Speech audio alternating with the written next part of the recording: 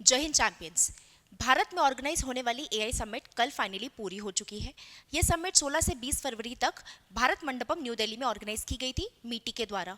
इस समिट में हमने एआई पर फोकस किया था, एआई के प्रभाव के ऊपर, एआई की वजह से जो हमारा समावेशी विकास होना है उसके ऊपर हमने इस समिट में फोकस किया था। बच्चों, अगर मैं एआई कृत्रिम बुद्धि की बात करूं तो कृत्रिम बुद्धि आज के डेट में हमारे जीवन के हर क्षेत्र में इंपॉर्टेंट है। बिल्कुल सही बात है, पूरे जीवन शैली के लिए ये हमारे बहुत ज़रूरी है। चाहे अगर आप कोई भी चैट जीपीटी पे क्वेरी पूछते हो, या फिर आप जेमिनी यूज़ करते हो, या आप कोई भी फोटो को एडिट करते हो, उन सभी में हम क्या यूज़ करते हैं बच्चों? एआई का यूज़ करते हैं, है ना। इसी के साथ बच्चों, अगर मैं एआई टेक्नोलॉजी की बात करूं तो ऑब्वियसली विकास हो रहा है इस टेक्नोलॉजी में, इस कंसेप्ट में, तो हमें बहुत सारा फंड चाहिए। इसलिए बच्चों बहुत सारी समिट ऑर्गेनाइज की जाती हैं, सम्मेलन किए जाते हैं। बिल्कुल सही बात। इस सम्मेलन में जैसे हमने देखा कि जो डिक्लेरेशन साइन हुआ है अपनी एआई समिट के अंदर, इसमें 86 प्लस कंट्रीज ने उस डिक्लेरेशन पे हस्ताक्षर किए। इसके अलावा हमने देखा कि बहुत सारी कंपनियां हैं, है ना, बहुत सारा निवेश भी हमारे पास आया। बिल्कुल सही बात है, बहुत सारा निवेश हमारे पास आया। ओवरऑल ऐसा माना जा रहा है कि लगभग लगभग 250 बिलियन डॉलर, मतलब 250 बिलियन डॉलर तक की ये पूरी समिट में हमने निवेश को अट्रैक्ट किया। वहीं पर बच्चों हमने देखा बहुत सारी प्राइवेट कंपनीज, ठीक है, इन्होंने भी बहुत सारा पार्टिसिपेशन किया। स्टेट्स का भी रोल आया बच्चों, ठीक है। एक चीज़ और है, इसकी वजह से हमारे खुद के लिए, हमारे खुद के जो मिशंस हैं, ठीक है, इंडिया के अपने खुद के मिशंस चल रहे हैं, तो उन पे भी बहुत ज़्यादा प्रभाव पड़ेगा। जैसे डीपीआई, डिजिटल पब्लिक इंफ्रास्ट्रक्चर, जिसमें हम किसकी बात करते हैं? आधार, ठीक है, आधार की बात करते हैं बच्चों, और डिजी लॉकर, तो इसको भी बहुत ज़्यादा सपोर्ट मिलेगा इस समिट के थ्रू। बिल्कुल सही बात है। इसके साथ में बच्चों हमने देखा यूपीआई, ये भी हमारा डीपीआई था, तो ये सारी टेक्नोलॉजीज को बहुत ज़्यादा प्रमोट किया जाएगा। एक और चीज़ बच्चों, एआई की बात करें तो इसके कुछ नेगेटिव इम्पैक्ट्स भी हैं जिनके ऊपर फोकस किया गया, और जिसी के हिसाब से हमने यहाँ पर थीम रखी। क्योंकि हमें पता है एआई में अगर हम कोई भी एक क्वेश्चन पूछते हैं, ठीक है, suppose this is a question, तो उसमें बहुत सारा जल, बहुत सारी ऊर्जा लगती है। बिल्कुल सही, ठीक है। इसकी वजह से क्या होगा? हमारे पर्यावरण पे बहुत ज़्यादा नुकसान होगा। तो कहीं ना कहीं प्लैनेट को भी इस समिट में सेंट्रल फोकस दिया गया, ठीक है। तो स्टार्ट करते बच्चों, बेसिक चीज़ें। ये समिट का आयोजन 16 से 20 फरवरी को हुआ था। कहाँ? भारत मंडपम नई दिल्ली में इसका आयोजन किया गया। किसके द्वारा? मीटी, हमारे प्रौद्योगिकी मंत्रालय के द्वारा। बिल्कुल सही बात। यह बच्चों पहली समिट नहीं थी, यह चौथी समिट थी। इससे पहले 3 समिट हो चुकी हैं। पहली कहाँ पर? ब्लेचली, दूसरी सियोल, और तीसरी हमारी पेरिस में हुई थी 2025 में। तो लेकिन ये समिट क्यों इंपॉर्टेंट है? ये क्यों इंपॉर्टेंट है? क्योंकि ग्लोबल साउथ में आयोजित यह पहली समिट है, पहली प्रमुख वैश्विक एआई शिखर सम्मेलन है, ठीक है। और कहीं ना कहीं अगर हम ग्लोबल साउथ की बात करें तो ग्लोबल साउथ में एक बहुत ही प्रोमिनेंट फेस उभर के आता है जो कि लीडर हो सकता है, वो है इंडिया। बिल्कुल सही बात है। इसलिए India can act as a bridge between the developed and a developing country. Bharat सेतु की तरह काम कर सकता है विकास और विकसित और विकासशील देशों के बीच में, ठीक है। वहीं पर बच्चों, पहले जहां पर हम एआई सेफ्टी की बात करते थे, अब हमने एआई से प्रभाव और समावेशी विकास के ऊपर जोर डाला है, ठीक है। तो इसलिए ये समिट जरूरी होती है।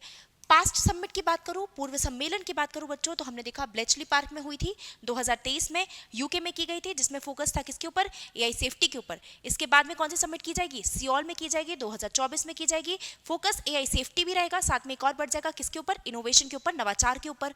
वहीं पर बच्चों तीसरी जो थी वो हमारी पेरिस में हुई थी, 2025 में हुई थी। यहाँ पर बच्चों हम आर्थिक विकास, आर्थिक अवसर के ऊपर जोर डालेंगे, ठीक है। तो जोर डाला गया था। यहाँ पर जब हम 26 के समिट की बात कर रहे हैं बच्चों, जो नई दिल्ली में ऑर्गेनाइज की गई, इसमें हम प्रभाव और जो भी विकास हो रहा है वो समावेशी होना चाहिए, इंक्लूसिव होना चाहिए, सबको साथ में लेकर चलना चाहिए, इसके हिसाब से होना चाहिए। इसी की वजह से बच्चों इस जो समिट है, इसकी जो थीम रखी गई थी वो क्या थी बच्चों? सर्वजन हिताय सर्वजन सुखाय, welfare for all, happiness for all. क्योंकि हम कैसी बात कर रहे हैं? हम इंक्लूसिव डेवलपमेंट की बात कर रहे हैं, हम समावेशी विकास की बात कर रहे हैं, ठीक है। चलो आ जाओ। तो तीनों पिलर्स। अच्छा, एक और चीज़ है यहाँ पर बच्चों, 3 सूत्र थे, ठीक है, 3 पिलर्स थे इस समिट के। 3 सूत्र थे बच्चों इस समिट के, ठीक है। क्या? पीपल, प्लैनेट, प्रोग्रेस, ठीक है। चलो, तो इन्हीं सूत्र के ऊपर अपन देखेंगे। पीपल की बात करें बच्चों, मतलब मानव केंद्रित थी ये, ह्यूमन सेंट्रिक थी, ठीक है। जिसकी वजह से हम किन की चीज़ों की बात करेंगे? हम स्वास्थ्य की बात करेंगे, हम शिक्षा की बात करेंगे, हम भाषा की बात करेंगे ठीक है। तो स्वास्थ्य, शिक्षा, हम वित्तीय समावेशन की बात करेंगे, फाइनेंशियल इंक्लूजन की बात करेंगे बच्चों, एग्रीकल्चर की बात करेंगे, ये बहुत इंपॉर्टेंट होता है। वहीं पर इसी का एक बहुत ही अच्छा नमूना जो हमें देखने मिला था बच्चों, वो था भाषिणी प्लेटफॉर्म। भाषिणी प्लेटफॉर्म का हमने डिस्प्ले देखा था, एआई समिट में किया गया था।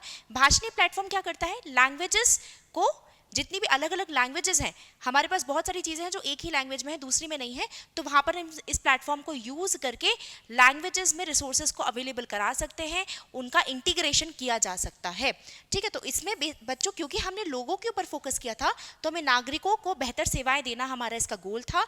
और बच्चों एक और चीज़, डेमोक्रेटाइजेशन, लोकतंत्रीकरण की बात की जाती है, लोकतंत्रीकरण की बात की गई है कि एआई से जो भी हमारे पास अवसर पैदा हो रहे हैं, उनका लोकतंत्रीकरण होना चाहिए, डेमोक्रेटाइजेशन होना चाहिए, सबके पास समान अवसर होने चाहिए, ठीक है।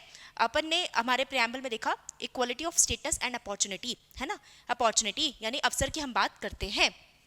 फिर बच्चों प्लैनेट की बात करें, मैंने तुम्हें एक चीज़ बताई, अगर मैं एआई से एक क्वेश्चन पूछती हूँ तो बहुत सारा जल, बहुत सारी ऊर्जा, इसका उपयोग होता है।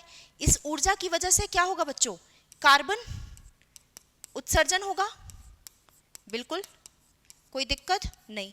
अगर कार्बन उत्सर्जन होगा तो पर्यावरण की हानि होगी, यानी हमारा इकोसिस्टम, एनवायरनमेंट लॉस होगा। इसलिए बच्चों इस समिट में हमने फोकस प्लैनेट पे भी किया है कि हमें एआई से विकास तो लाना है, लेकिन हमें साथ में हमारे जो प्लैनेट है उसको भी ध्यान में रखना है, हमें टिकाऊ विकास की बात करनी है, हमें सस्टेनेबल डेवलपमेंट लेके आना है। साथ में बच्चों क्लाइमेट चेंज, जलवायु परिवर्तन बहुत एक बड़ी रियलिटी है, तो जलवायु परिवर्तन के हिसाब से हमें जलवायु अनुकूलन भी होना है, क्योंकि बिना क्लाइमेट अडेप्टेबिलिटी के हम आज सर्वाइव नहीं कर सकते। जहाँ पे हमारा टारगेट 1.5 डिग्री था, 1.2 तो हम कर ही चुके हैं डिग्री सेंटीग्रेड, जो हमारा प्री इंडस्ट्रियल लेवल से होना चाहिए था, ठीक है। तो 1.2 तो हम कर ही चुके हैं, तो अब हमारे पास ऑप्शन अनुकूलन ही है, ठीक है। ऊर्जा दक्षता की बात करें बच्चों, तो ऊर्जा दक्षता भी बहुत जरूरी है। अगर मैंने बोला कि आपको बहुत सारी एनर्जी लगेगी, अगर मैं एक और चीज बोलती हूँ 49%, 39% ऊर्जा आज भी हमारी नॉन रिन्यूएबल सोर्सेज से आती है, कोल, थर्मल, इन सोर्सेज से आती है, तो कहीं ना कहीं इनकी वजह से भी कार्बन उत्सर्जन होगा। और इसलिए हमारे लिए बच्चों ऊर्जा दक्षता, एनर्जी एफिशिएंसी बहुत ज़रूरी है, ठीक है। हमारे कितना हम डिपेंड करेंगे, अगर हम सौर ऊर्जा की बात करें, सोलर एनर्जी की बात करें तो हम ज़्यादा डिपेंड नहीं कर सकते। विंड की बात करें तो बहुत धीरे धीरे ग्रो करती है। न्यूक्लियर की भी हम बात करें तो न्यूक्लियर भी हम इतने जल्दी अभी डेवलप नहीं कर पा रहे, वो बहुत कम शेयर रखता है न्यूक्लियर एनर्जी, तो कहीं ना कहीं डेवलपमेंट है, लेकिन जितना एआई को रिक्वायरमेंट है उतनी तेजी से डेवलपमेंट अभी नहीं हो रहा है, तो हमें ऊर्जा दक्षता भी चाहिए, है ना। चलो अच्छा बच्चों, तीसरी चीज़ है बच्चों प्रोग्रेस, ठीक है। प्रोग्रेस, प्रगति की अगर हम बात करें तो प्रगति में एक चीज़ है इकोनॉमिक डेवलपमेंट, इकोनॉमिक ग्रोथ, ठीक है, आर्थिक वृद्धि की अगर बात करते हैं। एक और चीज़ है बच्चों गुड गवर्नेंस। गुड गवर्नेंस का एक बहुत ही अच्छा नमूना है जहां पर हमने देखा था एआई की वजह से गुड गवर्नेंस आया है, इंदौर में जब हम क्लीनलीनेस की बात करते हैं तो इंदौर क्लीन सिटी में एआई को बहुत ज़्यादा यूज़ करता है ताकि वो नोटिस कर सके। जैसे आपने देखा होगा यहाँ पर ना रोबोट्स लगे हुए हैं कुछ कुछ स्क्वायर में, वहाँ पर क्या होता है, वो आपको देख लेता है कि भाई ये इंसान की ये गाड़ी है, यूजिंग द एआई वो वहाँ पर उस डाटा को प्रोसेस कर लेता है और वहाँ पर आपका चालान पहुँच जाता है। तो वो हम देखते हैं इंदौर में काफ़ी अच्छा ट्रैफिक मैनेजमेंट के लिए इसको यूज़ किया जा रहा है।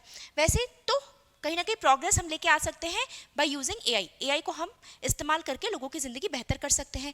वैसे बच्चों सेवा वितरण भी बहुत ज़रूरी है, ये बिल्कुल सही बात है। आप फ़ोन करो, एक दिन बाद आपके पास जो हमारा क्लीनलीनेस की कंप्लेन है, जो हमारी सफाई की कंप्लेन है, उसको एड्रेस किया जाता है। तो फास्टर पब्लिक सर्विस डिलीवरी। और बच्चों वहीं पर विकासशील देशों के लिए समान अवसर प्रोवाइड करना, quality of opportunity to the developing nations, ठीक है, ये भी बहुत ज़रूरी है और ये तभी हो सकता है। देखो एक चीज़ समझो, अगर मैं विकासशील देशों की बात करूँ तो इनकी दिक्कतें अलग हैं, है ना। इधर यहाँ पर दिक्कतें अच्छी शिक्षा की होती है, अच्छे पानी की होती है, अच्छे खाने की होती है। विकासशील देश और विकसित देशों में बहुत फ़र्क पड़ता है, बहुत फ़र्क होता है।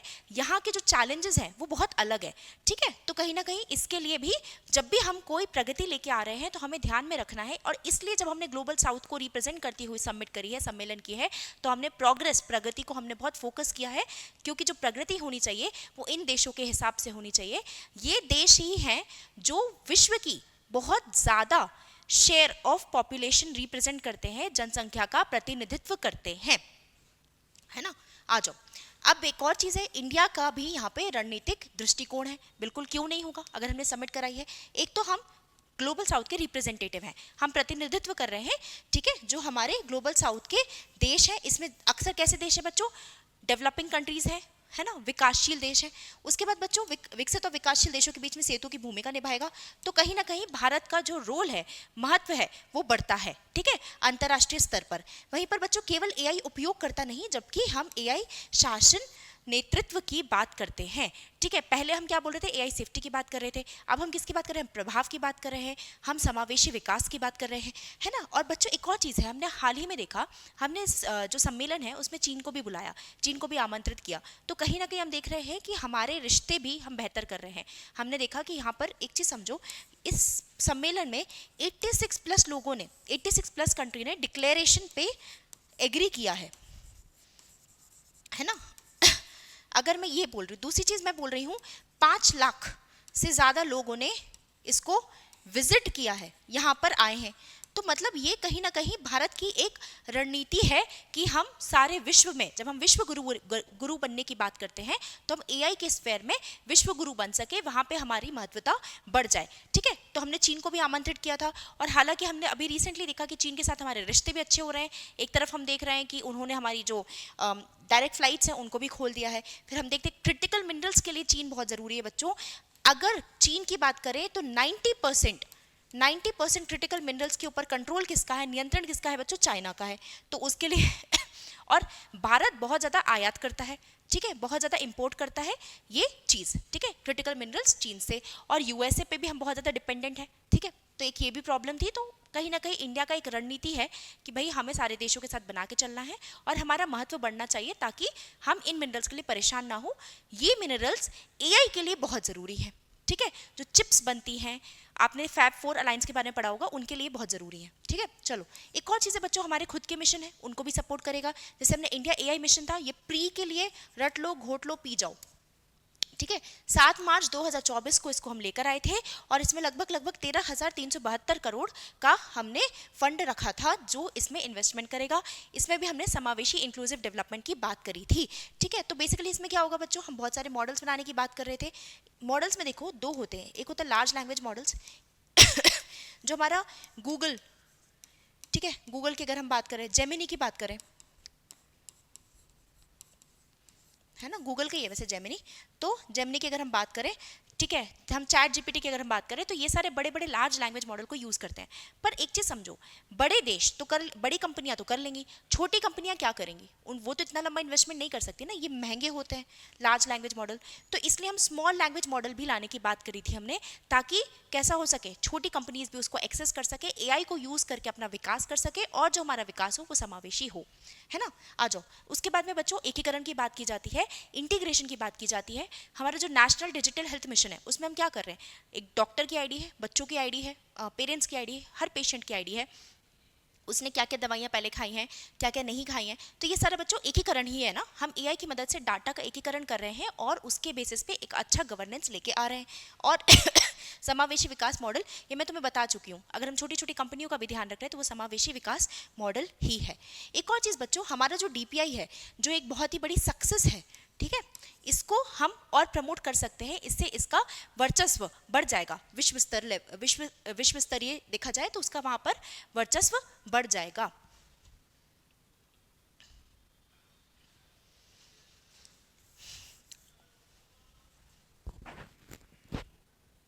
एक और चीज़ बच्चों, डीपीआई की अगर हम बात करें तो डीपीआई जो कि एक बहुत बड़ी सक्सेस है ना। तो अंतरराष्ट्रीय स्तर पर इसका वर्चस्व बढ़ जाएगा। ठीक है, इसमें क्या आधार होता है, यूपीआई हो जाएगा, डिजिटल डिजी लॉकर हो जाएगा। हमने इसके अलावा बहुत सारे जो हमारा आरोग्य सेतु था, ठीक है, वो भी था। तो बहुत सारे एप्लीकेशंस हमारे डीपीआई में आते थे। ठीक है, इसके साथ में बच्चों, और ये टेक्नोलॉजी हमने बहुत सारी कंट्री से शेयर भी करने की बात की थी, है ना, ताकि हम जो छोटे देश हैं, जो गरीब देश हैं, जो विकासशील दूसरे देश हैं, हम उनको ये टेक्नोलॉजी देकर वहाँ पर भी विकास की बात कर सकें। तो विश्व गुरु बनने के लिए बहुत ही अच्छी रणनीति है। ठीक है, आ जाओ, भारत का एआई इकोसिस्टम की बात करें बच्चों, यहाँ पे भी हमारे लिए ज़रूरी है। जब हम कह रहे हैं कि हमारा बेरोजगारी बढ़ रही है, विश्व लेवल पे हम देख रहे हैं बहुत सारे ले ऑफ्स हो रहे हैं, टीसीएस ने ले ऑफ किया था। तो जब हमारे पास 60 लाख प्लस टेक वर्कफोर्स है, ठीक है, इतने सारे लोग हैं, तो हम क्यों नहीं एआई की मदद से, इस समिट की मदद से उनको ट्रेन करके इस टेक्नोलॉजी में इंटीग्रेट करें, उनका एकीकरण करें और साथ में उनको भी विकसित करें और देश को भी विकसित करें और फिर बाद में विश्व को भी विकसित करें। ठीक है, 1800 प्लस वैश्विक क्षमता केंद्र, ग्लोबल कैपेसिटी सेंटर्स, ठीक है, ये बनाने की बात की जा रही है। साथ में बच्चों एआई का तीव्र उद्योग अपना रैपिड एआई अडॉप्शन, इसमें तुमने एक चीज़ देखी होगी, इसमें बहुत ज़्यादा इंडिया ऑलरेडी बहुत अच्छा कर रहा है। इंडिया डिजिटल अडॉप्शन की बहुत अच्छी बात करते हैं। जब हम डिजिटल इंडिया मिशन लेके आए थे, उसके बाद हमने देखा था कि इंडिया में बहुत सारी जगह पे, जैसे हमने आधार कार्ड को लिंक किया, तो डिजिटल अडॉप्शन, डिजिटल पेनिट्रेशन हमारे यहाँ पर बहुत ज़्यादा बढ़ गया था।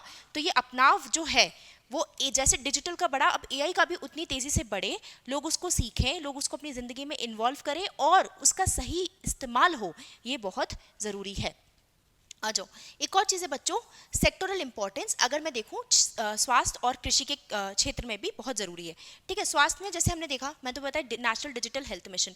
ठीक है, तो हम क्या करेंगे, एआई बेस्ड, है ना, एआई पे आधारित हम उनको जांच कर सकते हैं, उनको ट्रीट कर सकते हैं, उनका इलाज कर सकते हैं। वहीं पर बच्चों शिक्षा की अगर मैं बात करूँ, तो शिक्षा भी हम उनको दे सकते हैं। ठीक है, अगर तुमने देखा होगा पर्सनलाइज्ड डिजिटल लर्निंग भी प्रोवाइड, इसके लिए बहुत अच्छा एग्जाम्पल है। अगर किसी को याद हो, डीटीएच के ऊपर एक चैनल आता है जिसमें 6 टू 12th के लिए क्लासेस लगती हैं, है ना। तो ये पर्सनलाइज है, आप उन क्लासेस को स्लो करके सुन लो, तेज करके सुन लो, आप पर्सनलाइज यूज कर रहे हो और वहाँ पे एआई का यूज किया गया है। ठीक है, तो वो पर्सनलाइज डिजिटल एजुकेशन शिक्षा भी हमें प्रोवाइड करेगा। बच्चों भाषिणी के बारे में मैं तुम्हें बता ही चुकी हूँ। ठीक है, भाषाई समावेशन के ऊपर हमने बहुत ज़्यादा जोर डाला है, तो भाषाई प्लेटफॉर्म को भी हमने समिट में फोकस किया था। वहीं पर बच्चों एआई चैटबॉट्स हम लेकर आए, तुमने देखा होगा रेलवे की वेबसाइट पे चैटबॉट्स हैं, गवर्नमेंट की वेबसाइट पे बहुत सारे चैटबॉट्स हैं। वहीं पर वेदर एडवाइजरी सिस्टम की अगर हम बात करते हैं, कृषि के क्षेत्र में ये बहुत ज़रूरी है, वेदर एडवाइजरी। क्यों? क्योंकि अगर हमें सही सलाह मिल जाएगी, सही समय पे पता चल जाएगा कि यार बारिश होने वाली है। अभी आपने हाल ही में देखा होगा अल्नीनो, लानीना, जलवायु परिवर्तन, क्लाइमेट चेंज की वजह से बहुत प्रॉब्लम्स आ रही हैं। तो जब मैं जलवायु अनुकूलन की बात करती हूँ, क्लाइमेट अडेप्टेशन की बात करती हूँ, तो वहाँ पर वेदर एडवाइजरी सिस्टम एक गेम चेंजर हो सकता है। मौसम सलाह प्रणाली एक बिल्कुल ही रामबाण चीज हो सकती है। ठीक है, चलो, बाढ़ पूर्वानुमान प्रणाली, वही फ्लड फोरकास्टिंग सिस्टम भी हम यहाँ से कर सकते हैं। लेकिन बच्चों अगर मैं इतनी एआई की बातें कर रही हूँ, गुणगान कर रही हूँ, उसकी माला जप रही हूँ, तो कहीं ना कहीं कुछ चुनौतियाँ तो होंगी ही। कोई भी सिक्का एक तरफा नहीं होता, हर सिक्के के दो पहलू तो होते ही हैं। तो हमने देखा था चुनौतियों में एक चुनौती थी हमारे पास ऊर्जा दक्षता, है ना, एनर्जी एफिशिएंसी। ठीक है, और एक और चीज़ है बच्चों, रिसर्च एंड डेवलपमेंट। अगर मैं आज की डेट में भारत की बात करूं, अगर भारत विश्व गुरु बनना चाहता है एआई समिट के बाद में, इस फील्ड में एआई के क्षेत्र में, कृत्रिम बुद्धि के क्षेत्र में, तो बच्चों यहाँ पर अगर हमारा रिसर्च एंड डेवलपमेंट में जो हमारा इन्वेस्टमेंट है, ठीक है, जो हमारा व्यय है वो बहुत ज़्यादा कम है। ठीक है, एक और चीज़ बच्चों, यहाँ पर हमारे पास एडवांस जीपीयू सिस्टम, उन्नत जीपीयू सिस्टम नहीं है। ठीक है, उन्नत जीपीयू सिस्टम क्यों? जैसे मैंने बताया तुमको कि लार्ज लैंग्वेज मॉडल होते हैं, हम फोटो जनरेट कर रहे हैं, तो यहाँ पर ग्राफिक प्रोसेसिंग यूनिट, ये टेक्नोलॉजी होती है जो इन एआई के सिस्टम्स में यूज़ की जाती है। हमारे पास एडवांस जीपीयू ज़्यादा नहीं है, एक चीज़। उसके बाद हम आयात करते हैं बहुत सारे जो हमारे रिसोर्सेज हैं उनको, कहाँ से? चाइना से और यूएसए से। ठीक है, हमारी इम्पोर्ट डिपेंडेंसी है बच्चों इनके ऊपर। वहीं पर बच्चों हमारे पास ऊर्जा, मैंने बताया था तुमको ऊर्जा दक्षता। ठीक है, ऊर्जा दक्षता की भी एक चैलेंज है, एनर्जी एफिशिएंसी भी हमारे पास एक चैलेंज है। जब हम देख रहे हैं कि हमारी आज भी बहुत हम 49% नॉन रिन्यूएबल सोर्सेज से एनर्जी ले रहे हैं। ठीक है, वहाँ पर हमारे कोयला की मदद से हम थर्मल एनर्जी की मदद से हम अगर ऊर्जा ले रहे हैं तो कहीं ना कहीं कार्बन उत्सर्जन बढ़ेगा, ठीक है। और ऊर्जा आपूर्ति, ये भी एक प्रॉब्लम है। आज भी हम 24/7 विश्वसनीय ऊर्जा आपूर्ति सप्लाई नहीं प्रोवाइड कर पाए हैं, ठीक है। एक और चीज़ है बच्चों, हम परमाणु ऊर्जा को यूज़ कर सकते हैं, लेकिन परमाणु ऊर्जा के लिए भी बहुत सारा टाइम है। अगर इसकी बात करें तो इसका परसेंटेज, इसका अगर आप शेयर कर देखोगे तो भारत के केस में इसका शेयर 2% से भी कम है। इनफैक्ट ये कहीं ना कहीं 1.8% के आसपास गिरता है, ठीक है। तो अगर इतना कम न्यूक्लियर एनर्जी, परमाणु ऊर्जा का हमारा इसमें शेयर है, एनर्जी में हिस्सा है, तो कहीं ना कहीं हम इतने जल्दी डेवलप तो नहीं कर सकते, तो ये एक प्रॉब्लम है बच्चों। एक और चीज़ है बढ़ता ऊर्जा उपभोग। एआई में बहुत सारी एनर्जी लगती है ना। और जैसे जैसे पॉपुलेशन बढ़ रही है, पॉपुलेशन की दृष्टि से देखें, हमारी 144 करोड़ की पॉपुलेशन है। 2023 की यूएन रिपोर्ट के हिसाब से तो हम सबसे ज़्यादा जनसंख्या वाले देश बन भी चुके हैं। इतनी जनसंख्या के लिए इतनी ऊर्जा हम बेसिक उनकी रोज़मर्रा की ज़िंदगी में ही ख़त्म कर दे रहे हैं, तो हम कहाँ से एआई के लिए इतनी ऊर्जा लेके आएंगे। तो हमें हमारी ऊर्जा क्षमता बढ़ाने की बहुत ज़्यादा ज़रूरत है। और कार्बन उत्सर्जन तो मैं आपको 10 बार बता चुकी हूँ। कार्बन उत्सर्जन, इससे क्या होगा, टेम्परेचर बढ़ेगा, है ना। टेम्परेचर बढ़ेगा, आप और एसी चलाओगे, और ज़्यादा ग्रीन हाउस गैस निकलेगी, और ग्रीन हाउस गैस निकलेगी तो और टेम्परेचर बढ़ेगा। तो ये भी एक बहुत बड़ा चैलेंज है कार्बन उत्सर्जन का, है ना। तो हमें एक क्लीन फ्यूल चाहिए, ठीक है। ये सारे पॉइंट्स बच्चे तुम मेंस में लिख सकते हो, ठीक है। ये वाले पॉइंट्स आप मेंस में हैं, ये मेंस के चैलेंजेस हैं। एक और चीज़ है, ये सेक्टरल जो है, क्षेत्रीय क्या महत्वता है, इसको आप देख सकते हो, ये भी आप लिख सकते हो, ठीक है। एक और चीज़ है बच्चों, सिग्निफिकेंस, महत्वता की बात करें तो ये जनरल कुछ पॉइंट्स हैं मेंस की नज़र से, ठीक है। समावेशी डाटा सेट की अगर हम बात करते हैं, ठीक है, इंक्लूसिव डाटा सेट की अगर हम बात करते हैं बच्चों, दूसरी चीज़ है, इंक्लूसिव डाटा सेट का अच्छा एग्जांपल है नेशनल डिजिटल हेल्थ मिशन, जहाँ पे हम सबका, गरीब का, अमीर का, बड़े का, छोटे का, सबका डाटा ले रहे हैं और उसके हिसाब से हम इलाज करेंगे। वहीं पर बच्चों सुलभ कंप्यूट अवसंरचना, ठीक है, एक्सेसिबल कंप्यूटर इंफ्रास्ट्रक्चर। एक चीज़ मैंने तुम्हें बताई थी, ये अवसंरचना की एक बहुत बड़ी दिक्कत है हमारे देश में। क्यों? क्योंकि हमारे पास इतना पैसा नहीं है कि हम इतना बड़ा इंफ्रास्ट्रक्चर डेवलप कर पाएँ, ठीक है। तो उसके लिए हमने बहुत सारी कंट्रीज़, बहुत अच्छा, इसी में तुमने एक चीज़ देखोगे कि इसीलिए बहुत सारी कंपनियों ने आकर बहुत सारे निवेश की घोषणा भी की है, ठीक है, इसी समिट के अंदर, इसी सम्मेलन में। विश्वसनीय शासन ढांचा, बिल्कुल ट्रस्टेड गवर्नेंस फ्रेमवर्क के लिए इंपॉर्टेंट होता है ये समिट। वहीं पर बच्चों एथिक्स के लिए बहुत ज़रूरी है। आपने एक चैलेंज, एक चीज़ देखी होगी, डीप फेक, तुम सबको पता होगा ये चीज़, नहीं पता है तो ये पता होना चाहिए। Deep fake science and tech में अपन पढ़ते हैं, जहाँ पर हमने क्या देखा था, किसी की भी फेक इमेजेस बनाई जा रही हैं और बिल्कुल वो ऐसी लगती है कि वो रियल इमेज हो, ठीक है। इसका एग्जाम्पल हम मेंस में कोट करते हैं रश्मिका मंदाना वाला, कि रश्मिका मंदाना का भी डीप फेक बना था, ठीक है। सिमिलरली वॉइस को गलत, झूठी वॉइस है, वॉइस किसी और की है, पर हम उस वॉइस को जनरेट करके यूज़ कर रहे हैं, ठीक है। अमिताभ बच्चन वाला केस जो हुआ था, है ना। तो बेसिकली एआई नैतिकता कहीं ना कहीं इससे बढ़ेगी। जब हम इस समिट में कुछ प्रिंसिपल्स लेकर आएंगे, रूल्स लेकर आएंगे, तो उससे नैतिकता बढ़ सकती है ना। उसके बाद बच्चों बहुहितधारक दृष्टिकोण, बिल्कुल सही बात है। मल्टी स्टेक होल्डर अप्रोच, ये तो हम सबसे पहले ही समझ चुके हैं कि हमने इसके 3 सूत्रों में एक हमने क्या रखा है, पीपल को रखा है, लोगों को रखा है, और ह्यूमन सेंट्रिक अप्रोच रखी है। और उस ह्यूमन सेंट्रिक अप्रोच में भी हमारा मेन गोल क्या है बच्चों, समावेशी, है ना, समावेशी विकास।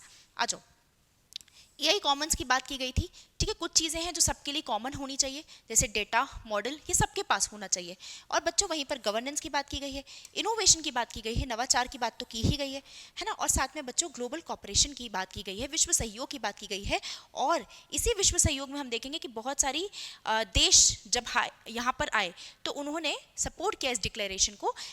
ये जो इंडिया है, इंडिया का चुना जाना और इंडिया का पूरी दुनिया में विकास और विकसित, मतलब विकसित और विकासशील दोनों देशों के बीच में ये सामंजस्य बनाना, ये एक बहुत ही बड़ी सक्सेस थी, ठीक है। चलो, ये मैंने कुछ बेसिक फैक्ट्स हैं मेंस के लिए, ठीक है, बस सुन लो। लगभग $250 बिलियन का प्रतिबद्ध निवेश हम कर पाए थे, इतना हम इन्वेस्टमेंट अट्रैक्ट कर पाए थे। इसमें एक घोषणा की गई थी बच्चों कि जो हमारे जीपीयू, ग्राफिक प्रोसेसिंग यूनिट, मैंने तुम्हें बताया था ग्राफिक प्रोसेसिंग यूनिट, उसकी जो क्षमता है, ठीक है, उसको हम बढ़ा देंगे, उसको दुगनी करने की बात की गई है। हम उसको 6 माह में दुगनी करने की की घोषणा की गई है। वहीं पर बच्चों 2047 तक हमने देखा था कि एआई की वजह से हमारी जो आर्थिक, एआई की वजह से हमारी जो इकोनॉमी का शेयर हो जाएगा, वो हमारे आर्थिक योगदान हो जाएगा, वो कितना $3 ट्रिलियन हो जाएगा। बिल्कुल सही बात। कुछ राज्यों ने भी घोषणा की है, है ना। ऐसा तो होता नहीं कि सिर्फ नेशनल लेवल पे कुछ अनाउंसमेंट होती है। तो गुजरात ने जैसे किया, बहुत सारे राज्यों ने किया है। एक दो एग्जांपल बस देख लो कोट करने के लिए। गुजरात में ढोलेरा के अंदर एक 25,000 करोड़ के साथ में ग्रीन डाटा सेंटर बनाने की बात की गई है। 25,000 करोड़ के साथ में ग्रीन डाटा सेंटर की बनाने की बात की गई है बच्चों। और वैसे ही आंध्र प्रदेश में स्वदेशी एआई स्टैक लाने की बात की गई है। ठीक है, कुछ प्राइवेट कंपनीज के बारे में भी देख लो। प्राइवेट कंपनीज के बारे में देख लो। अदानी ने बोला है कि हम $100 बिलियन का निवेश करेंगे। वहीं पर रिलायंस ने बोला है कि हम 110 बिलियन डॉलर का निवेश करेंगे। और ठीक है, एक और चीज है बच्चों, टीसीएस ने बोला था कि हम 100 मिलियन का एआई इंफ्रास्ट्रक्चर बनाएंगे। और एक और चीज गूगल ने भी बोला था कि हम एआई में नवाचार इनोवेशन हब्स बनाएंगे। ठीक है, अब ये कुछ एग्जाम्पल्स हैं जो इस समिट में थे। ये कुछ एग्जाम्पल्स हैं इस समिट में थे, उनको देख लो, जिनको आप एग्जाम्पल के फॉर्म में यूज कर सकते हो। एक टीसीएस की ड्राइवरलेस इलेक्ट्रिक कार, ठीक है, इसको आप कोट कर सकते हो वहां पर। टीसीएस की ड्राइवरलेस इलेक्ट्रिक कार वहां पे शोकेस की गई थी। फिर एडवर्ब है, एडवर्ब इसकी स्पेलिंग ADD होता है। ठीक है, एडवर्ब जो है, एडवर्ब ने क्या बनाया था, एक ह्यूमनॉइड रोबोट बताया था। इसका तुमने देखा होगा, बहुत वीडियो वायरल हुआ था कि वो आता है और बहुत सारी कोल्ड ड्रिंक्स हैं तो उनको रख रहा है, उठा रहा है, रख रहा है, उठा रहा है। तो ये ह्यूमनॉइड रोबोट है, एडवर्ब कंपनी लेकर आई थी बच्चों। फिर एक और था सीमेन कंपनी, इन्होंने बच्चों एक ये आर्म बनाया था, रोबोटिक आर्म। ये क्या है, ये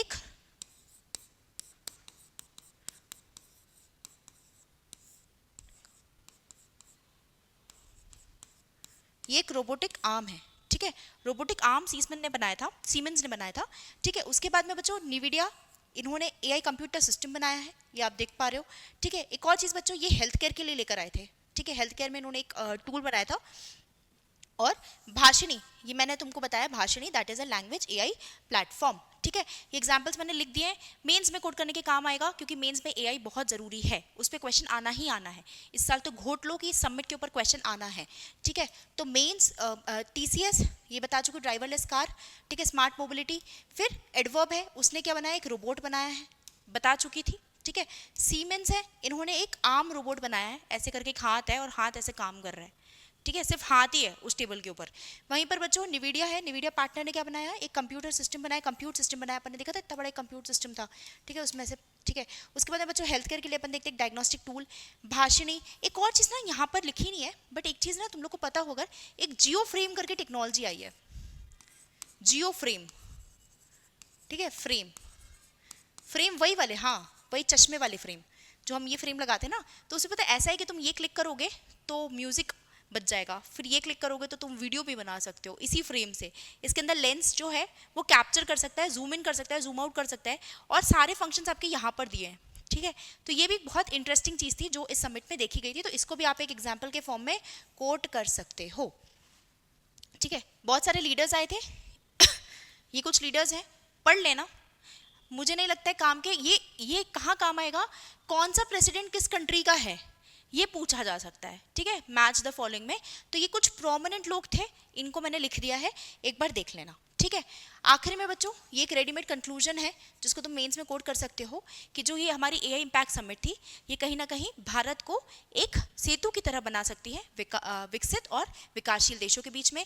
it can make India as a bridge between the developed and a developing countries. और यहाँ पर हम ग्लोबल एआई लीडरशिप कमिटमेंट की बात करते हैं। भारत की वैश्विक एआई नेतृत्व प्रतिबद्धता का शासक प्रतीक यह समिट है, जहाँ पर हमने जो थीम भी रखी, जो हमने पिलर्स रखे, वो खुद अपने आप में ये बात बताते हैं कि हम सबको साथ में लेकर चलने वाले हैं। हम वसुधैव कुटुंबकम का प्रिंसिपल फॉलो करते हैं, सिद्धांत फॉलो करते हैं। ठीक है ये हमारी थीम से ही पता चल गया था। और इसके अलावा आप ये भी यूज कर सकते हो, ये वाला, कि ये जो समिट थी कैसी थी, ह्यूमन सेंट्रिक थी, inclusive and balanced AI development model के ऊपर फोकस करती थी। केवल तकनीकी मंच नहीं था ये बच्चों, मानव केंद्रित, समावेशी और संतुलित एआई विकास मॉडल था। ठीक है, तो ये आप कंक्लूजन्स यूज कर सकते हो मेंस के आंसर में, सीधे रेडीमेड कंक्लूजन्स, ताकि आपको वहां पे टाइम वेस्ट ना करना पड़े। तो एआई समिट में इतना सब कुछ इंपॉर्टेंट था। एग्जाम्पल हमने देख लिए, मेंस के पॉइंट हमने देख लिए, प्रीलिम्स के लिए जो फैक्ट थे वो हमने देख लिए, थीम हमने देख ली। ठीक है, और जो हमारे पिलर्स थे उनको भी हमने देख लिया। ठीक है, चलो, जय हिंद, जय भारत।